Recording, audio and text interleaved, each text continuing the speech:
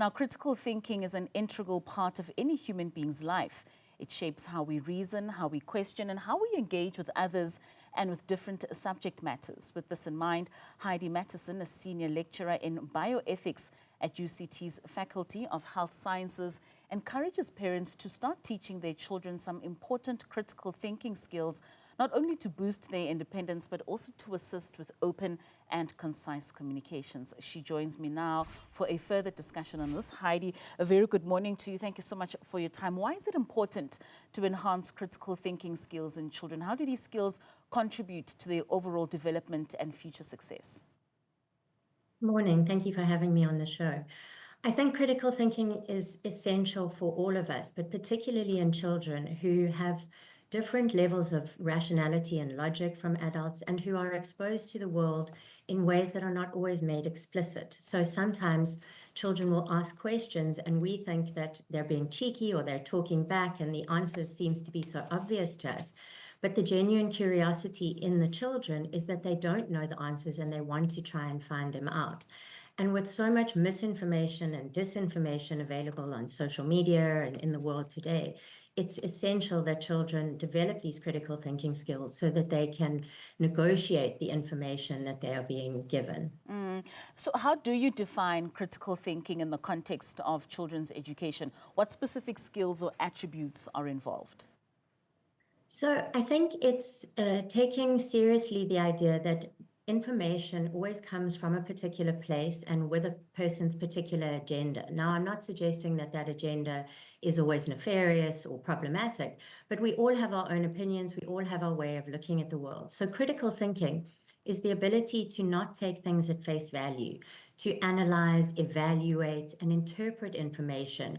Think about alternatives, think about why the person is trying to convince me to believe X rather than Y, what's in it for them, what ways could I ask questions that would allow me to see these kinds of processes going on. And that's really critical thinking, the idea of taking information, really sort of interpreting it, evaluating it, analyzing it, and trying to determine the relative truth of that information. So, but where do we draw the line as parents and as teachers, especially like you mentioned with backchatting? How do you know how far you can go with a child who's asking questions, who's possibly seemingly pushing boundaries, but like you say, because they don't know, they're just trying to find information? Yeah, it is a difficult line to traverse in terms of when is a child being precocious or cheeky or difficult. And oftentimes that the information we give children is for their benefit. And so I'm not suggesting we have a critical thinking exercise when a child is putting their hand on a hot stove. That's not the opportunity we should take to encourage a child to question our authority.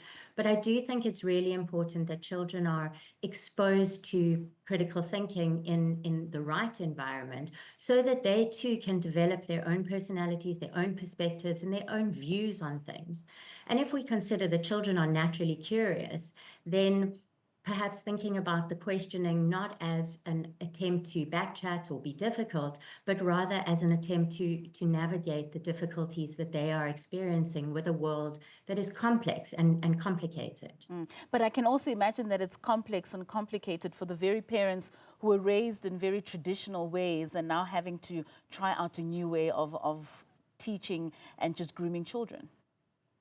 Absolutely. And I'm sure I'm not endearing myself to many parents when I encourage children or encourage them to teach children critical thinking.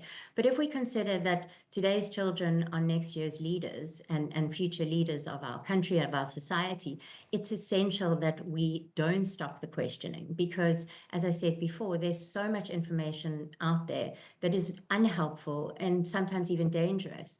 So a child going onto a social media site or a website and not asking these critical questions is possibly going to end up in a really dangerous place. And that's why I think that as difficult as it might be for parents, as irritating at times, as frustrating, it's an essential skill that children absolutely have to develop.